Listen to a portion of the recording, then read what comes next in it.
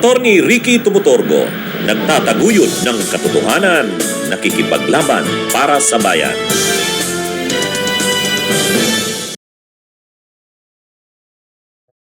Mga kabunyog, mga kababayan, magandang araw po sa inyong lahat. Welcome po sa isa na namang episode ng ating bagong segment na ito, Ang Take Ko, Ata, ni Attorney Ricky Tumutorgo. Papanood po ninyo itong segment na ito dito po sa aking bagong YouTube channel, Attorney Ricky Tumutorgo YouTube channel. Kung hindi pa po kayo nakasubscribe, subscribe na po kayo. Mapapanood rin po tayo sa Attorney Ricky Tumutorgo Facebook page. Kung hindi pa po kayo naka-follow, follow na po kayo. At lagi na po ninyong aabangan, mga kabunyog. Araw-araw kasi marami akong natatanggap na message. Attorney, anong take mo dito sa isyung ito? Attorney, anong take mo dito sa pangyayaring ito? Kaya naisipan kong gumawa na ng regular na segment. Ito na yon. Ang take ko. Ni Attorney Ricky Tumutorgo. Okay. So mga kabunyog, anong take natin dito? Nag-react na si Sara. Nag-react na si Sara Duterte doon sa issue ng pagtapon ng laptop niya kay sa kanyang abogado na si Attorney Michael Puwa. Actually, ilang araw na yan na nagiging laman ng mga usap-usapan sa social media. Hmm? Um, Simple lang naman, ikukumpirma ni Sara Duterte, ikukumpirma ni Michael Puwa kung sino man sa kanila. Wala, nananahimik yung alinman sa dalawa eh. Ngayon, pinag-uusapan sa social media. Hmm? Ako nga, nung napanood ko yung interview kay Attorney Lorna Kapunan, sabi ko, gawin ko na nga rin nga kayang topic. Hmm? Pinapik ko na yan nung isang araw eh, pero hindi ko sinabing totoo. Oh. Pero na-mention na nga ni Attorney Lorna Kapunan. Sabi ni Attorney Lorna Kapunan, mukhang mainit na ang ulo ni Sara eh. Nagwawala na, ah, tinapon na daw yung laptop kay Attorney Michael Puwa. Pero ngayon mga kabunyog, ang latest, habang nandun sa dahig sa The Netherlands si Sara Duterte, 'pag gano'n naman kasi ang nangyayari do'n, 'pag lumalabas siya ng, magdalaw sa kanyang, Patay Digong, paglabas niya nandun na yung mga supporters na DDS, may mga vloggers do'n, ini-interview siya. So tinanong siya tungkol do'n. Ang reaksyon ni Sara, sabi niya, hindi naman daw totoo 'yun. Ano daw 'yan, tsismis lang daw 'yun. Ah, Kaya lang ang babaw naman ng paliwanag ni Sara. Talagang matindi ito mga kabunyog si Sara Duterte. Ah, ang tindi naman ng paliwanag niya, bakit hindi daw totoo 'yun?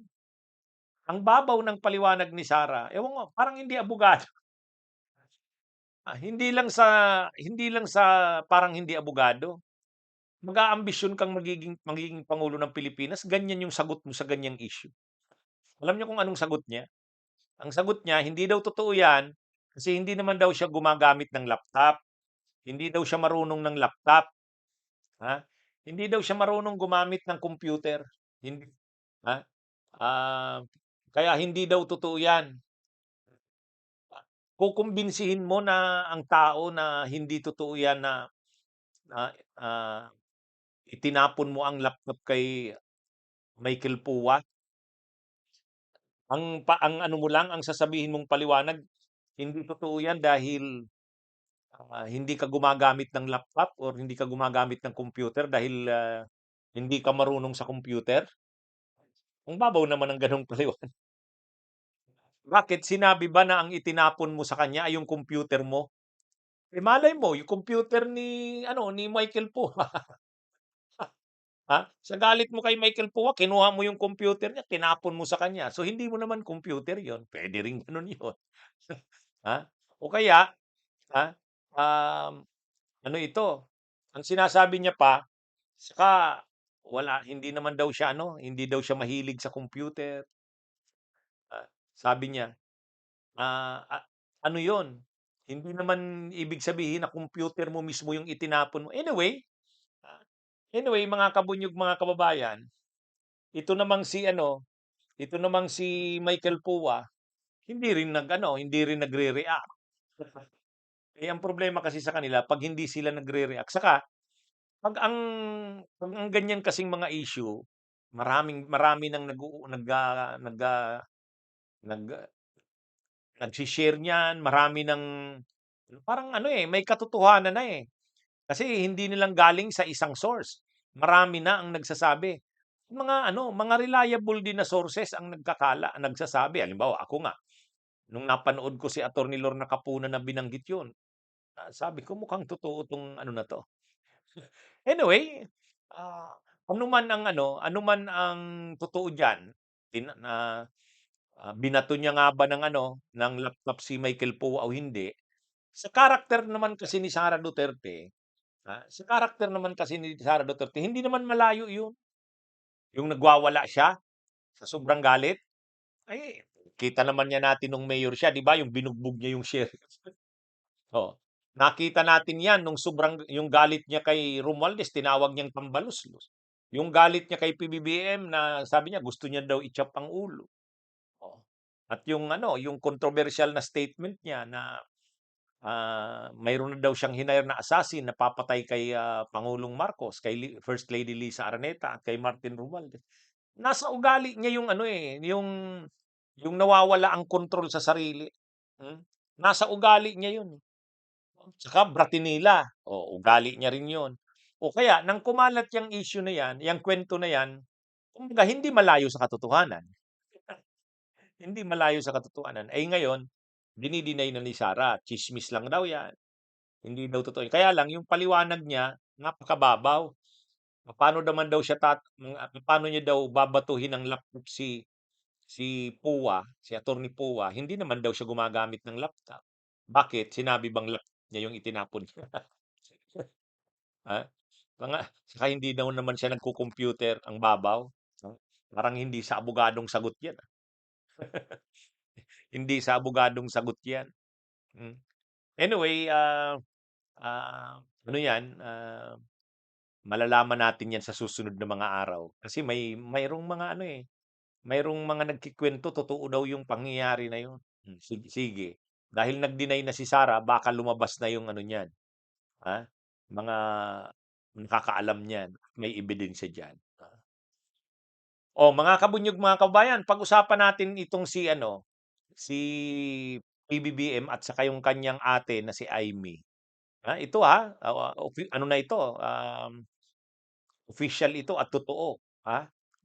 Hindi na lang ito disappointed si Pangulong Marcos sa kanyang, kapatid na si Imee. Sabagay, unang-una sino namang matutuwa sino ba namang matutuwa sa ganyan na ginagawa ng kapatid mo? Panganay mo pa naman na kapatid, kadugo mo, hindi man lang pinsan, ha? Si Romualdez pinsan niya, pero ito kapatid niya ito, eh, kapatid niya. At matindi naman itong ginagawa na talaga ni Imee Marcos, ipagpapalit mo na yung dugo mo, ano na siya, talagang rabid na, sobrang garapal na ang pagka-Duterte. Kaya lang puwede ka namang nag-Duterte ka na hindi naman ganyan na sinisiraan mo yung kapatid mo at yung mga paninira niya sa kapatid niya na Pangulo ng Pilipinas hindi simple, eh, hindi simple. Tulad ng issue ng paggamit ng illegal na droga, hmm. Siya yung naninira sa kapatid niya tungkol sa bagay na 'yan, ah. Siya yung parang lumalabas na reliable na testigo, ah. At sinabi niya pa 'yan publicly. Yung speech niya dun sa pagtitipon ng Iglesia ni Cristo, ilang oras yun yung speech niya, almost 45 minutes to 1 hour yun. Tungkol lang sa pag-i-expose ng kapatid niya. Ta's ngayon na naman dito na naman sa issue ng kalusugan, sinisiraan niya na naman ang kapatid niya si Pangulong Marcos. Hmm, um, ito sabi niya balik-balik daw talaga sa hospital itong si Pangulong Marcos. Samantalang ano yan, eh, kaya ang sabi ni PBBM, inamin ni PBBM na 3 taon na daw sila talagang hindi nagkikita ni Imee Marcos. Ito kasing si Imee Marcos, ang gusto niya kasi sana manalo yung kapatid niyang pangulo. Ang gusto niya, siya yung magpapatakbo ng administrasyong Marcos, Tapos ang gusto niya, ibig sabihin yung mga appointment sa gabinete may say siya diyan, ah. Sa pondo, sa pondo may say siya diyan, malaki ang kanyang parte diyan, Tapos sa eleksyon sa 2028, si Sara ang gusto niyang presidente, siya ang magbi-vice presidente, oh. 'Yan yung kanyang mga ano, ay ang problema hindi yun ang gusto ni Bongbong Marcos, eh. Siyempre may mga kausap din si Pangulong Marcos, yung asawa niya abogada rin 'yan, si Martin Romualdez, oh. Mas pinakikinggan nung kapatid niya yung asawa niya at saka pinsan. Eh, nagalit na itong si Amy Marcos lumalabas parang outside the kulambu siya. Ano na ngayon, kumbaga lantaran na siyang dumistansya. Parang ang nagba-bind na lang sa kanila saka kila Bongbong, si Imelda Marcos. Ibig sabihin, ah, uma-attend si Amy 'pag nakikipagkita siya sa kanyang ina. Hindi na dahil kay Bongbong or yung mga anak niya. 'Pag may okasyon, uma-attend yung mga anak niya, pero siya hindi na. Kaya siya na rin mismo ang nagsabi, si Amy Marcos, eh, wala na daw yung relationship nila ni non-existent na daw 'yan, sabi ni Amy Marcos. Kaya nang nalaman niya na ganyan na yung sinasabi niya, disappointed na talaga si PBBM. Sinabi mismo ni Yuse Castro, nang malaman daw ni PBBM yung mga pinagsasabi lalo na lately, itong mga sinasabi ni Amy. Disappointed na talaga si PBBM dito sa kanyang kapatid. Pero ano naman talaga, medyo sobra naman na itong si Amy Marcos, ha? Kung hindi man siya kumbinsido sa mga decisions ni PBBM, lalo sa usapin ng pulitika, eh, ano 'yan, igalang niya na lang. Pero dapat ano rin siya, ah, hindi ganyan na siya pa yung sumisira sa kapatid niya, eh. At hindi lang simpleng paninira, matinding paninira. Below the belt, hindi na sa ano 'yun, kahit hindi na lang sa usapin ng pagiging kapatid o kadugo, yung pagiging makatao lang, tama ba 'yun na sisiraan mo ang isang tao publicly, ha? Actually si PBBM wala naman sa kaniyang sinasabi na eh, kaya lang siyempre inaano na rin, ini-express na rin ni PBBM yung nararamdaman niya, hmm. Kaya lang, medyo grabe na yung mga sinasabi ni Amy Marcos o katulad niyan tungkol sa illegal na droga. Tapos ngayon tungkol sa kalusugan. Siya pa yung ginagatungan niya pa yung issue na yan. Hmm, ginagatungan niya pa, pinapalala niya pa. Yan ang kaya sabi nga ni Yuse Claire Castro, disappointed na daw talaga si PBBM sa kanyang kapatid. Mga kabunyog, talo na naman si Mans Carpio. Ay ano ba yan? Talo na naman si Mans Carpio. Sabagay expected naman 'yun. Saan natalo? Doon, sa kaso na final niya, doon sa petisyon na final niya sa Regional Trial Court ng Quezon City. Hmm. Gusto niya kasi maglabas ng TRO yung Regional Trial Court ng Quezon City. Yung TRO, Temporary Restraining Order, ang Justice Committee na 'wag itong mag-proceed sa ginagawa nito. Hmm. Lalo na doon sa issue ng mga tax records niya. Oh, hindi lang TRO, gusto niya prohibition talaga. Mandatory injunction, pigilan talaga ng korte. Kaya lang, 'di ba nung simula pa 'yan sinabi ko na 'yan na, mahirap maglabas ng TRO lalo na mandatory injunction, prohibition, ang korte ng Quezon City Regional Trial Court. Kasi ang pinag-uusapan dito impeachment. Impeachment, pipigilin mo, ipapa-stop mo yung prosesong, gumugulong na. Ang puwedeng gumawa niyan Korte Suprema. Kahit nga ang Korte Suprema cautious, nag-iingat. Kasi co-equal branch niya 'yan, eh, co-equal branch niya 'yan. Tapos ngayon Regional Trial Court ka, anuhin mo 'yun, 'di ba? Ewan ko ano bang pumasok sa ulo nila nila Manscarpio, mga abogado na 'yan. Saka yung abogado niya si Attorney Danao o nandiyan pa si Attorney Abayon. Bakit ka mag-aano, ah sa Korte Suprema, ano 'yan, kasi kahit papaano Korte Suprema 'yan, ah, ano siya, co-equal niya yung, legislative. Pero makikialam lang ang Korte Suprema sa prosesong ginagawa ng legislative kapag ano, may grave abuse of discretion. 'Pag wala naman, hindi. Lalo pat ang impeachment ay exclusive na power ang pag-initiate niyan ng House of Representatives. Oh, bakit mo iti-TRO? Regional Trial Court ka. Actually, may power din naman ang Regional Trial Court sa diyan. Kaya lang, yun na nga, yung klase ng iti-TRO mo, proceedings ng Justice Committee, proceedings ng House, at impeachment pa naman. Sovereign ano ng Kongreso. Hindi na yan ordinary legislation nga eh. Ha? Ginagawa ng Kongreso yan bilang ano nila, ano ng sovereignty. Oh. 'Di ba? Kaya ano ito, ngayon dininay na ano na yan, dininay na. Nag-motion for reconsideration pa rin, talagang ayaw sumurinde. Nag-motion for reconsideration pa rin. Oh, ngayon denied na talaga. Oh, denied na talaga. Kahit yung MR hindi talaga inano. So, tsaka ang ginagawa ng kampo ng nila Manscarpio saka ng mga Duterte parang forum shopping na eh. Kung saan-saan na lumalapit. Sa Korte Suprema nakailang petitions na sila, naka-4 na yata 'yan tungkol lang diyan sa impeachment na 'yan. Ah, desperado na, eh, kung saan-saan na lumalapit, eh. Pero 'yun na nga, bakit kasi hindi nila matanggap, ah, na ang mga nangyayaring 'yan ay bahagi ng accountability of public officers. O 'di ba, bahagi 'yan ng accountability, pagpapanagot.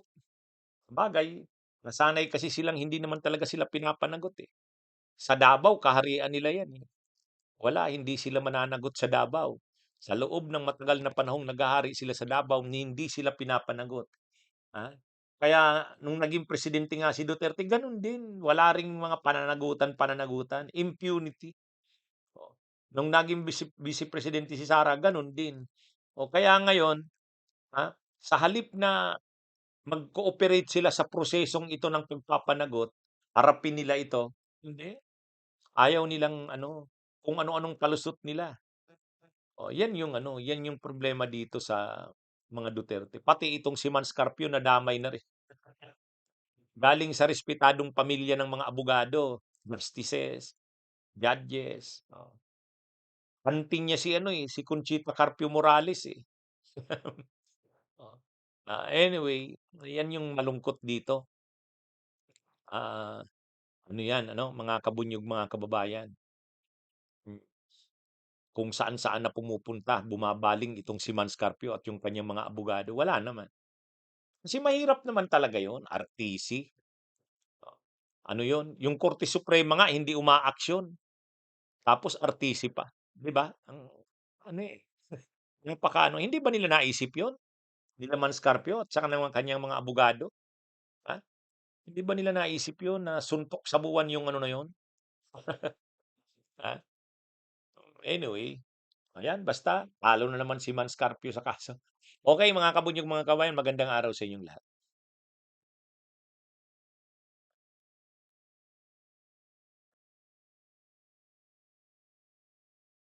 Bunyog, bunyog, halikan na kasama ka.